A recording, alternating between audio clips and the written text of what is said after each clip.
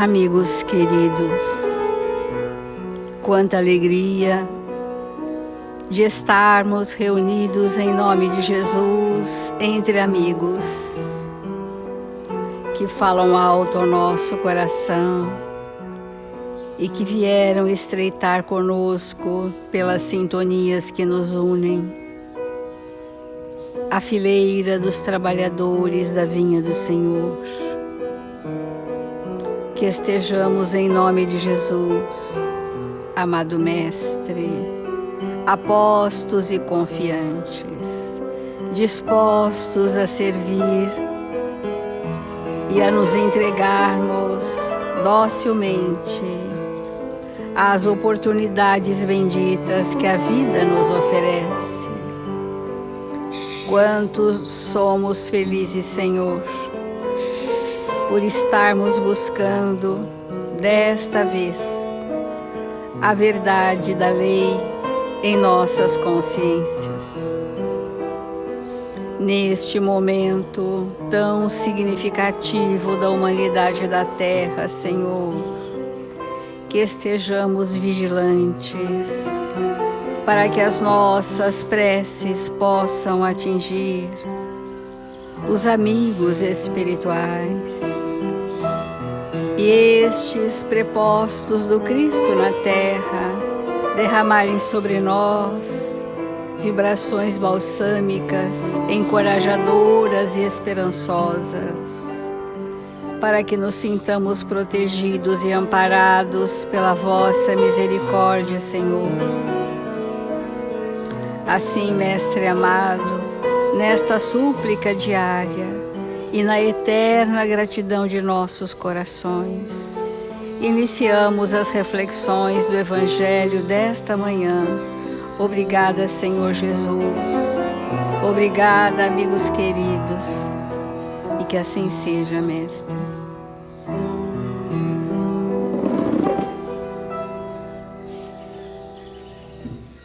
Do Evangelho segundo o Espiritismo, a lei de amor, e o item que nós estamos refletindo para aprofundarmos essa compreensão é o item 9. No penúltimo parágrafo diz assim: não creiais na esterilidade e no endurecimento do coração humano. Ele cede a seu mau grado ao verdadeiro amor. É um ímã ao qual não pode resistir. É o contato desse amor, vivifica e fecunda os germes dessa virtude que está nos corações em estado latente de todos os espíritos à face da terra. Porque somos obras do amor de Deus, né? A obra divina de Deus são as suas criaturas, a sua obra criada, e vai o registro indelével da sua principal característica, que é o amor, né? Então, a revelia da nossa vontade, o amor nos chega. A revelia da nossa vontade, o amor vai se expandir em nós porque é uma lei. E para isso nós somos constrangidos a experiências muitas vezes aparentemente difíceis, mas tão necessárias à expansão desse amor, que a gente ainda não percebeu que deveríamos tão somente agradecer os desafios do caminho, porque são formas, lições para aprendermos a amar. Nós estamos refletindo sobre o relacionamento conjugal à luz do Evangelho de Jesus. Para nós podermos trazer Jesus no nosso lar, não basta orarmos uma vez por semana. É preciso nos compreendermos como espíritos, para sentirmos que aquela injunção reencarnatória é que está nos conduzindo à perfeição progressivamente. E dos problemas do matrimônio que nós estamos falando, um dos temas de maior relevância que nós gostaríamos de trazer para iniciar essa reflexão é sobre como a poligamia ao longo de muitas reencarnações, tem sido objeto de obsessões espirituais nos relacionamentos. Como é que isso acontece? Por isso que a evangelização de espíritos nos convida que nos percebamos, nos conheçamos. Através uns dos outros é que nós mais nos perceberemos. Porque se eu não perceber as características, eu não vou compreender que essas características de hoje, inadequadas algumas, difíceis outras, desequilibradas outras, mas a nossa identidade espiritual, que é a parcela da lei que eu já experienciei e que são os patrimônios do espírito. Tudo isso eu preciso perceber. Eu preciso sentir o progresso que já fizemos, para que eu me respalde nele nas horas difíceis, para que eu recorra aos meus sentimentos nobres nos momentos de vacilação e titubeio. Eu preciso ter lucidez para trazer o Evangelho vivo no nosso ambiente familiar. Quando nós compreendemos que os nossos pensamentos são imagens mentais, essas imagens, na experiência, quando eu vivencio aquilo que eu pensei, ela se transforma numa memória. E esta memória está adensada no meu perispírito. E nós vamos dizer que o estado poligâmico da humanidade da Terra, que todos nós estamos enquadrados, de uma busca incontida de relacionamentos que não trazem a satisfação necessária, mas que permanecem naquele patamar da minha evolução. Até onde eu vou com o outro? Como vai ser o meu relacionamento com alguém? Até onde eu fui comigo? Até onde eu sou? Até onde eu estou? Até onde me caracteriza? Ora, se prevalecem em nós, na nossa personalidade, situações difíceis, essas situações foram derivadas de um passado poligâmico, onde nós desenvolvemos desafetos ligados à passionalidade, à competição, ao poder, ao ciúme, enfim, todas as mazelas humanas, tudo aquilo que eu ainda trago comigo gerou dor em alguém. Eu provoquei sofrimento no coração alheio. E quando eu gerei dor, eu estabeleci um desafeto. Muito bem, reencarnamos e temos um plano para ser desenvolvido para que os recursos que eu vim realizar nessa existência serão para mim a minha proteção, o meu amparo. Porque em determinado momento da vida conjugal, esses desafetos vão se aproximar, sejam encarnados ou desencarnados. Maiormente os desencarnados, como que vão agir conosco para desestabilizar a nossa vida, a nossa família, o casamento, a união conjugal? Eles vão acionar, ouçam bem, acionar os quadros de memória da minha anterioridade relativa à poligamia. Eles acionam porque eles fizeram parte, são personagens da trama. Eles se aproximam, jogam a ideia e nós acatamos a ideia e nos perturbamos. Via de regra, o desencarnado que nos perturba nem vai estar presente. Ele vai assistir de longe uma derrocada que acontece pela nossa invigilância. Mas o que é a vigilância ou a invigilância? A invigilância, conforme Emmanuel nos traz, em inúmeras das suas páginas, a invigilância está em mergulhar o nosso pensamento na anterioridade, naqueles pontos que não estão resolvidos e que eu trago a nível de tendências, de predisposições, né? Eu trago de forma latente, mas está vivo. E quando o meu pensamento mergulha novamente nessa anterioridade, eu ativo aquelas emoções doentes. Seja o ciúme, seja a maledicência, seja tramas passionais, seja a indiferença, eu aciono aquele conteúdo e passo a viver no século XX uma experiência traumática, talvez do século XIV.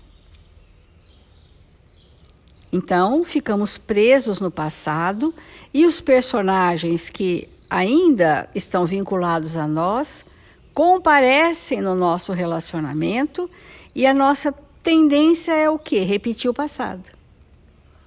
E aí vem, então, a derrocada do planejamento reencarnatório. E o que seria, então, a vigilância? A vigilância seria construir o presente tão melhor que pudesse se contrapor a esse passado, reagir a esse passado de forma a transformá-lo.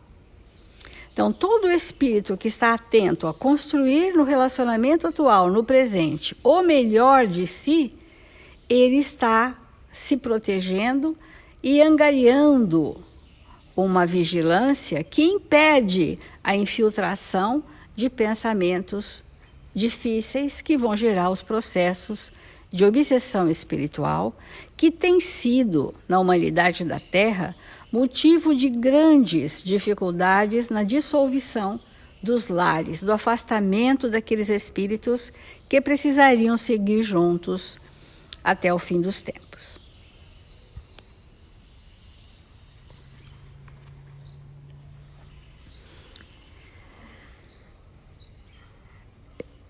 Nós temos insistido nesse tema sobre o casal, sobre o casamento, porque uma vez que o espírito toma essa decisão no mundo espiritual e que a partir desse momento ele entende a real necessidade daquela experiência a dois e que isso vai se consolidando cada vez mais na vivência dentro do lar, nós vamos compreendendo que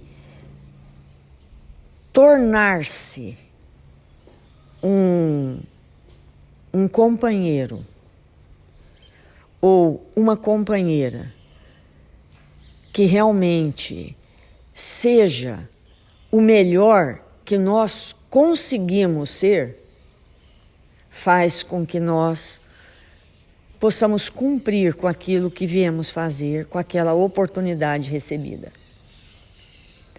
Então, compreender que estar casado na Terra é uma oportunidade redentora, educadora do espírito, é algo extraordinário para nós. Muitos que estão nos ouvindo não conseguiram se manter no casamento. E essas nossas falas têm trazido grande conflito a essas almas. Mas a nossa doutrina, ela é extremamente consoladora. E qual é o consolo, para nós que estamos nessa posição? O consolo é: se ontem não conseguimos fazer o que estamos aprendendo hoje, nós teremos novas oportunidades redentoras. E o caminho é, cada vez mais, nós aprendermos estas lições de vida eterna para que nós possamos nos fortalecer, angariar conhecimento que não tínhamos, vivência que não tínhamos disposição para fazer, de vivências no bem, para que numa próxima oportunidade nós estejamos munidos de recurso para dar conta numa próxima oportunidade do que não conseguimos nessa. Então isso é muito importante, porque muitas vezes o espírito começa a ouvir falas como essa e ele entra num processo de culpa e se distancia desse entendimento para não sofrer. Mas, na verdade, nós necessitamos de absorver esses conhecimentos, por mais dolorosos que eles sejam, por mais que eles toquem nas nossas feridas. Porque se nós não demos conta no passado, nós podemos dar conta no futuro. Mas isso não se fará só porque vamos receber novas oportunidades. Para que isso se dê, vai ser necessário que nós realmente possamos entrar num processo profundo de consciência do que significa receber uma oportunidade redentora de estabelecer na Terra um lar. Fugir de um aprendizado, fugir de um entendimento é, de novo, outra vez, uma vez mais, nos afastarmos daquelas circunstâncias e situações que vão poder direcionar a nossa vida para vivências mais felizes. Então, auscultar o nosso íntimo, perceber a nós mesmos, retomar um caminho de autoconhecimento, de entendimento do Espírito eterno que nós somos, vai nos conduzir necessariamente a novas oportunidades com muito mais sucesso. Então, isso é algo assim muito importante. Quando nós ainda não temos valores muito bem estruturados na nossa intimidade, que permite uma vida a dois mais equilibrada, nós vamos precisar buscar que pontos na nossa personalidade existem que dificultam que nós possamos estabelecer esses relacionamentos mais saudáveis.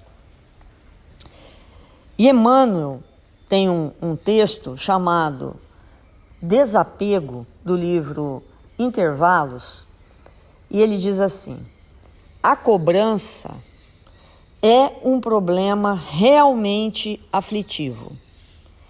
A maneira de nuvem eclipsando a beleza e o brilho do serviço cristão. Portanto, vamos refletir nesse ponto. Será que nós somos personalidades cobradoras? Porque um fator que interfere muito negativamente numa vida a dois é a cobrança. Nós cobramos de outros, daqueles que estão conosco, muitas vezes o que nós não construímos na nossa intimidade e o que é pior, o que o outro não tem condição de nos dar, porque ainda está imaturo, não amadurecido para determinadas atitudes, pensamentos, ações na vida a dois. Então, a questão da cobrança, de cobrar do outro, que o outro tenha uma atitude, tenha uma forma de ser, é algo que compromete demais os relacionamentos.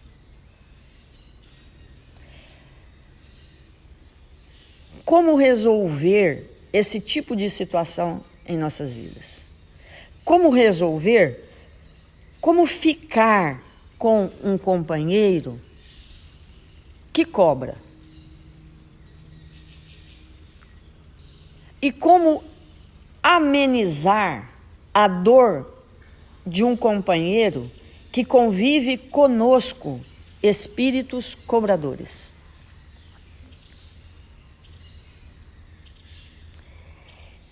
O que faz com que a gente tenha essa posição no relacionamento? Essa exigência, essa falta de amor para com o outro. Porque o espírito que está na proposta do amor, ele não cobra. Ele serve. Porque a cobrança é uma exigência. O que Jesus cobrou de nós? Nada. Jesus não cobrou nada. Porque a cobrança, ela irrita, ela desestrutura, ela significa uma falta profunda de entendimento da dificuldade alheia. Então, há espíritos que dentro do relacionamento, todo o tempo todo, estabelece essa situação de profunda cobrança. E isso vai desarticulando, vai cansando. E o relacionamento começa a ficar desajustado, insuportável, muitas vezes. Então ele diz assim: há quem exija dos outros variadas formas de pagamento. Pagamento do quê? Daquilo que o outro faz. Reclamando pesados impostos de reconhecimento, de apreço afetivo, de considerações, de toda ordem, o que ele menciona aqui é a social. Então, sem perceber, nós nos tornamos cobradores da atitude do outro. E como a Célia trouxe hoje, né, a questão da infidelidade que nós estamos abordando, da poligamia, muitas vezes o espírito que está nessa condição, ele necessita, muitas vezes, ele busca, ele cobra do outro coisas, situações, envolvimentos que, na verdade, ele não necessita. Ele justifica aquela atitude pelo comportamento do outro. Ele justifica.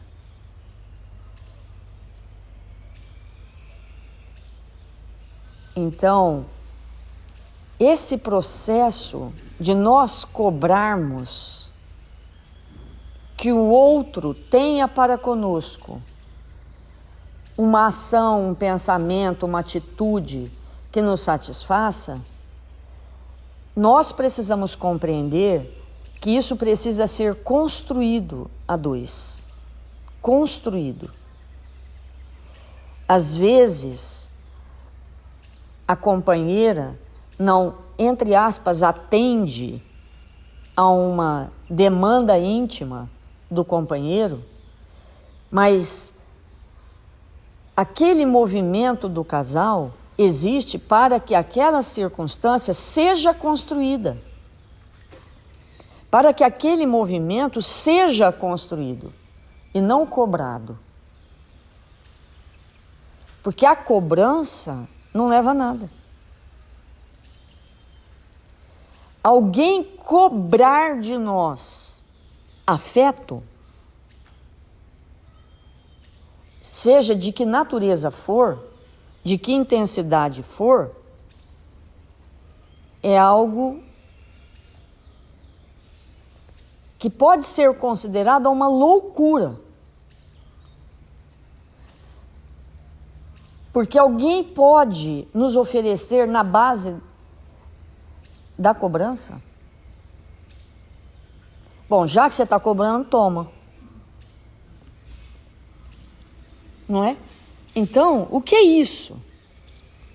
Isso é uma loucura. Seja lá o que for. Então, nós estamos num momento assim, se eu tenho uma necessidade em relação a você, nós temos que construir juntos aquilo que é para mim uma necessidade, porque se você conseguir desenvolver este valor, se você conseguir desenvolver esse nível de amorosidade, de amor, a estruturação se fará.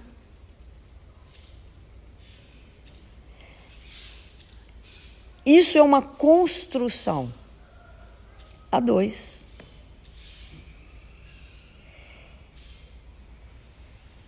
Então, naquele momento da união do casal, esses diálogos fraternos das necessidades reais de cada um precisa ficar muito claro, para que isso não seja, no momento ou no futuro, um estado de cobrança.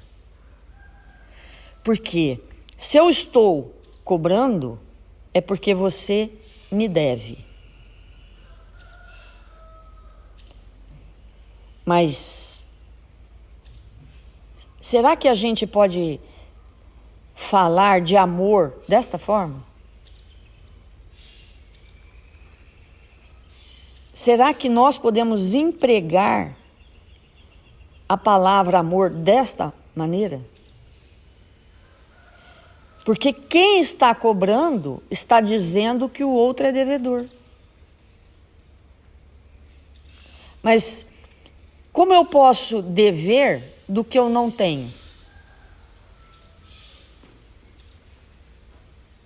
Então, esse movimento que nós vamos fazer da nossa alma é de interromper esse ciclo na nossa intimidade de cobrança, de nunca mais nós cobrarmos nada de ninguém. Quantas pessoas cobram a amizade? Quantas pessoas cobram a fidelidade? A fidelidade é uma cobrança? Cobram, né? A fidelidade é um valor construído no íntimo da alma de cada um de nós. Então, esse processo de nós percebermos a nós mesmos e interrompermos. Espera aí, mas você está me cobrando? Então, como vamos fazer para adquirir?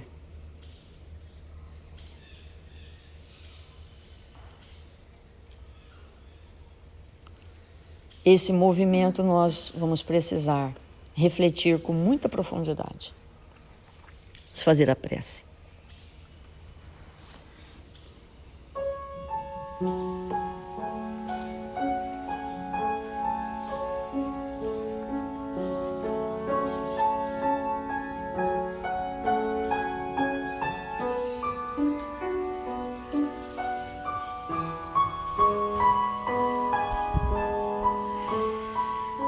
Senhor Jesus, Divino amigo das nossas vidas, nós nos encontramos aqui, desejosos de aprender cada vez mais as Tuas lições de vida eterna, Senhor. Mil vezes obrigado, porque começamos a compreender. Começamos, Senhor, a interagir lucidamente com o Evangelho que o Senhor nos trouxe, para que possamos nos tornar, Mestre amado, espíritos mais amorosos. Mil vezes obrigado, Senhor, pelo nosso lar, por aquele ou por aquela que se disponibilizou na sua intimidade para estar conosco, nos auxiliar na aquisição dos valores que ainda não possuímos. Que nesta manhã gloriosa, que o Senhor nos envolve com seu olhar doce e misericordioso, queremos nos propor, Senhor, a nos tornarmos espíritos melhores, muito melhores do que somos. Rogamos ao seu coração, Mestre, que nos envolva, que nos proteja,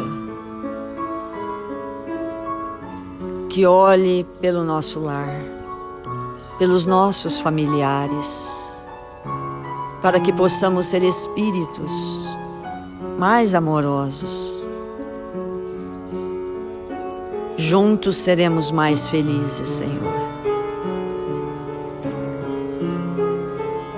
Rogamos ao seu coração amoroso que nesta hora o Senhor verta seu olhar sobre aqueles irmãos registrados nos nossos cadernos de vibração.